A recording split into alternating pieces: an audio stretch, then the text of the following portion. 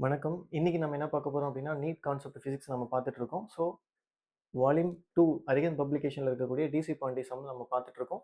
So, module 2ல இருக்கக்கூடிய electric field concept base பண்ணின சம்ஸ்.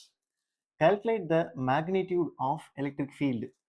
ஸோ, எலக்ட்ரிக் ஃபீல்டு அப்படின்னா நமக்கு தெரியும். இ வெக்டார் அதனுடைய மேக்னிட்யூட நம்ம கால்குலேட் பண்ணணும். Which can just suspend a deuteron of mass M of mass 3.2 into 10 minus 27 kilogram freely in air. So என்ன அப்படின்னா பெரிய கான்செப்ட்லாம் கிடையாது. ஃப்ரீயாக இருக்கக்கூடிய ஏர் மீடியமில் ஒரு டியூட்ரான் பார்ட்டிகளை நம்ம வைக்கிறோம். அந்த டியூட்ரான் பார்ட்டிகளுடைய மாஸ் அவங்களே கொடுத்துருக்காங்க 3.2 into 10⁻27 கிலோகிராம் அப்படின்னு கொடுத்துட்டாங்க. இதில் இருந்து அதனுடைய எலக்ட்ரிக் ஃபீல்டு என்ன அப்படின்னு நம்ம கண்டுபிடிக்க போகிறோம். சரியா, நல்லா கவனிக்கணும். ஸோ நல்லா கவனிங்க. ஸோ டியூட்ரான் அப்படின்னு சொல்கிறதுனால, ஸோ டியூட்ரான்னா நமக்கு தெரியும் இல்லையா, என்ன சொல்லுவோம், 1H2 அப்படின்னு நம்ம சொல்லுவோம் இல்லையா. ஸோ சிம்பிளாக ஒரு ஒரு இந்த இடத்துல ஒரு சார்ஜ் இருக்குது, ஓகேவா. டியூட்ரான் அப்படின்னா நமக்கு தெரியும் அது பாசிட்டிவ் சார்ஜ் தானே. ஓகே. ஸோ இப்போ ஃப்ரீலி ஏரில் இருக்கும்போது இதில் ரெண்டு விதமான ஃபோர்ஸ் ஆக்ட் ஆகும். ஒன்று வந்து என்ன அப்படின்னா அப்வர்டு ஃபோர்ஸ், இன்னொன்று என்ன அப்படின்னு கேட்டிங்கன்னா டவுன்வர்டு ஃபோர்ஸ். இந்த அப்வர்டு ஃபோர்ஸ் நமக்கு தெரியும் ஜென்ரலாக நம்ம 11th ஃபிசிக்ஸில், ஓகேவா. அதாவது மெக்கானிக்ஸில் அதை நம்ம என்ன சொல்லுவோம் அப்படின்னா நார்மல் ஃபோர்ஸ் அப்படின்னு நம்ம சொல்லுவோம். டவுன்வர்டு ஃபோர்ஸை கிராவிடேஷன் ஃபோர்ஸ் அப்படின்னு நம்ம சொல்லுவோம். ஸோ அதனால அதை நான் எம்ஜி அப்படின்னு எடுத்துக்கிறேன். புரியுதா. இங்கே இங்கே ஒரு ஃபோர்ஸ் இருக்கும் இல்லையா, அப்வர்ட் ஃபோர்ஸ். அந்த ஃபோர்ஸ் என்ன அப்படின்னு கேட்டிங்கன்னா, ஸோ எலக்ட்ரோஸ்டாட்டிக் ஃபோர்ஸில் நம்ம என்ன சொல்லியிருப்போம் அதை, so E is equal to force per unit charge அப்படின்னு நம்ம பார்த்துருப்போமா. ஸோ அதை கொஞ்சம் ரியலைஸ் பண்ணிங்கன்னா அந்த அப்வர்ட் ஃபோர்ஸ் என்னங்கிறத நம்ம கண்டுபிடிச்சிடலாம். ஸோ அதை இங்கே எழுதுறேன் பாருங்க. அந்த upward force, so upward force என்ன இருக்கு, F is equal to Q into E. So இதுதான் என்ன அப்படின்னு கேட்டிங்கன்னா அப்வர்ட் ஃபோர்ஸ். கீழே டவுன்வர்ட் ஃபோர்ஸ் என்ன இருக்கு, so here downward force is MG, ஓகேவா. ஸோ அதை நம்ம என்ன சொல்லலாம் அப்படின்னா F is equal to M into G.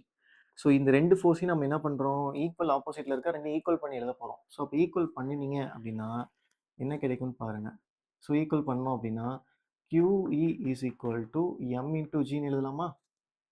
நமக்கு தேவை என்ன, calculate the magnitude of electric field, E அப்படி வச்சுக்கலாம். அப்போ E is equal to MG divided by என்ன இருக்குது, Q.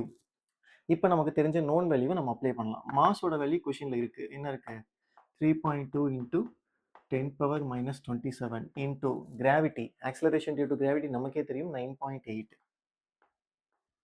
டிவைடட் பை சார்ஜோட வேல்யூ.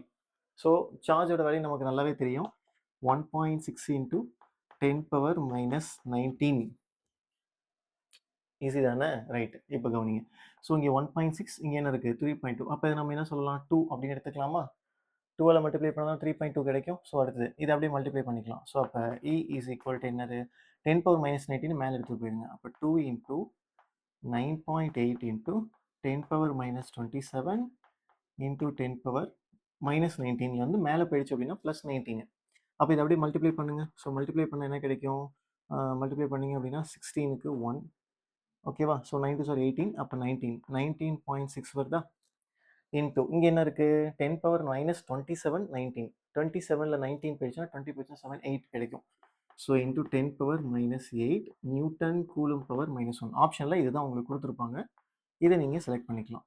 சப்போஸ் கொஷின்லேயே take acceleration gravity as G equal to 10 m/s² சொல்லிட்டாங்கன்னா 9.8க்கு பதிலாக நீங்கள் என்ன பண்ணணும் அப்படின்னா 10ன்னு போட்டுக்கோங்க, ஓகேவா. அது உங்களுக்கு தெரியும், ரொம்ப சிம்பிளானதாக இருக்கும். ஆப்ஷனில் இதுதான் கொடுத்துருப்பாங்க, சரியா.